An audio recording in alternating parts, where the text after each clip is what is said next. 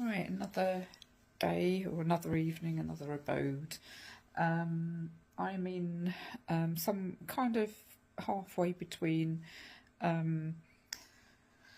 West Meon and East Meon. So earlier on I was saying, oh, Meon, then that'll do. But it's looking on the map, it's Drayton. Actually, I did see a sign that one of those lovely, really old-fashioned signs with the stripy pole, like the finger posts, and that you've got like the circular thing at the top, and it usually says, you know, what village it is, and it said Drayton, so the nearest village anyway. So I'm kind of near Drayton. That's the nearest village or hamlet or whatever. So today's hike, it was going to be about 7 miles, but well, we'll come to that in a minute. There's a reason why it went on to, it was about 9 miles today, but that, you know, that's fine, it's still a short hike. So what did I do today then? What day are we? We are just photos. Right. Yeah, actually, when I looked out the window this morning, it was really raining very, very hard. It was so dark. In fact, it didn't really get light at all today. It was a very dark day. But it did stop raining between about, I mean, I left this morning, gosh, what time would it be? Just before quarter to 11, I think. It wasn't raining, and it didn't actually rain for a couple of hours. But when it did, it was coming down heavy. But so me.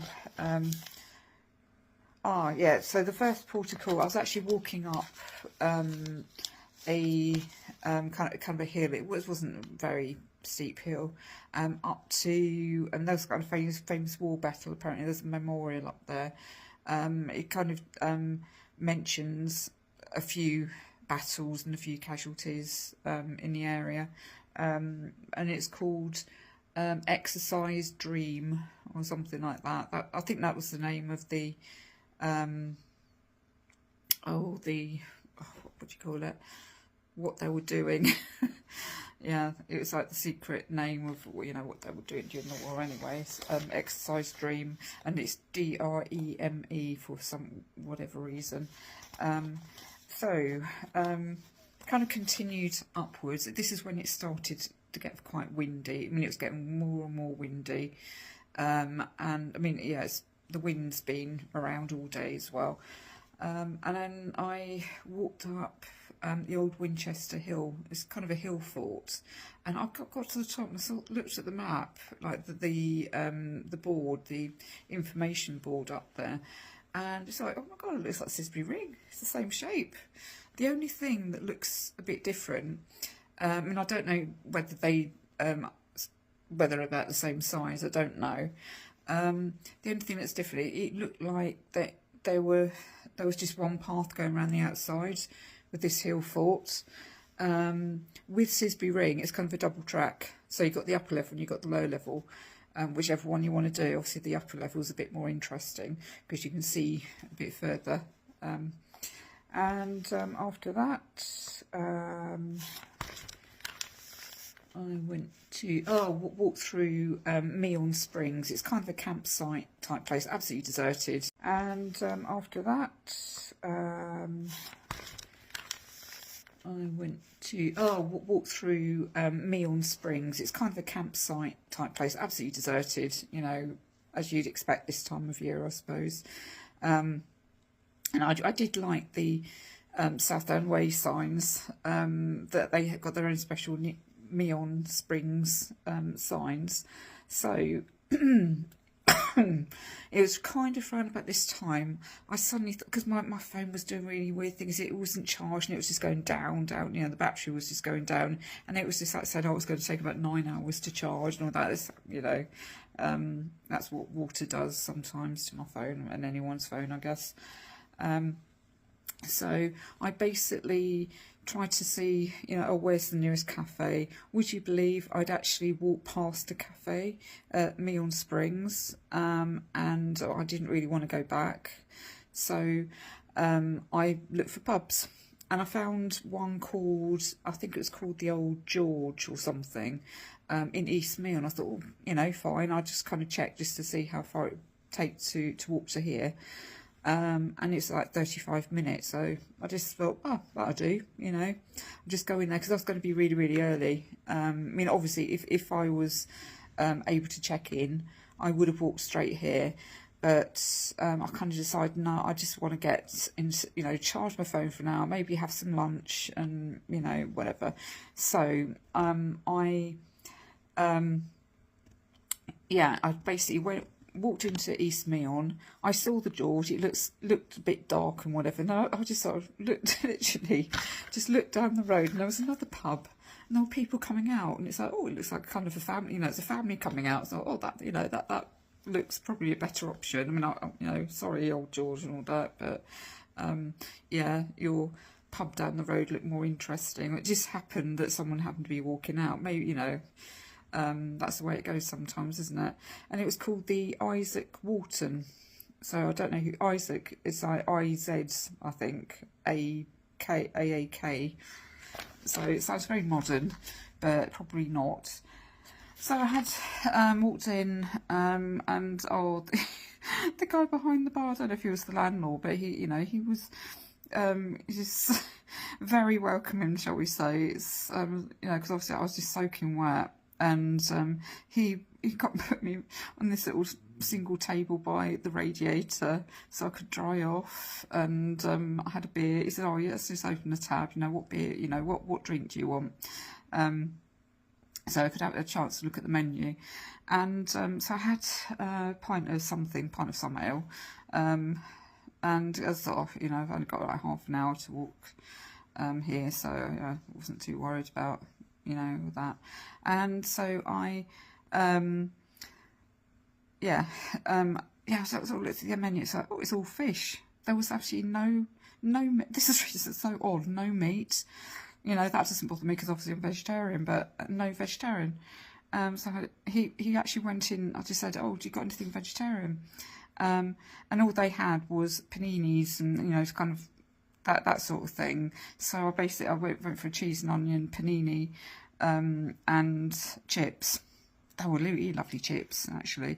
So all those carbs, I'm eating too many carbs at the moment, definitely. Yeah, and then it's just, yeah, oh God, all these lovely little dogs in there. There was a boxer called Molly, and there was, yeah, there's a Springer Spaniel kind of just wandering around the pub, kept coming over to me. The boxer was right next to me, actually, kept looking at me when I was eating my food. Yeah, there was this Springer Spaniel just walking around. There's this huge, great dog. I didn't see, I could see its bum, actually. It was like just up at a table with his family at the other side of the pub. And it was a Great Dane or something. It was absolutely huge. The boxer was right next to me, actually, kept looking at me when I was eating my food. Yeah, there was this Springer Spaniel just walking around. There's this huge, great dog. I didn't see, I could see its bum, actually. It was like just up at a table with his family at the other side of the pub. And it was a Great Dane or something. It was absolutely huge. But quite well behaved, just standing up, but yeah, quite interested in the food. But yeah, not kind of wandering around or anything. So eventually it's just like, right, okay, let's go out into the rain again. So I walked outside, so I decided it's not going to clear up today. Well, it has, but you know, obviously it's dark now. I didn't want to get here after dark, so wandered along. Yeah, it was about 30-40 minutes to get here. Quite an easy walk along, really, and past the church. I've pretty got written All Saints Church. And then I just wandered around, yeah, up some roads and, you know, sort of little country lanes and stuff. Absolutely, you know, no traffic to speak of, really. And then I arrived here, met, I don't know her name, but you know, one of the people who owns it, and she had a dog with her, Margo. It's like a lovely little brown dog, and then yeah, the dog just as she unlocked the door for me, because I'm kind of selling that the outhouse again. You know, it's a lovely outhouse. It really is. They've done it so well, yeah. So the dog comes running straight in. I'm near the sofa where I'm sitting now, and I'm just like, oh, I don't mind. You know, it's quite nice to have a little dog in there.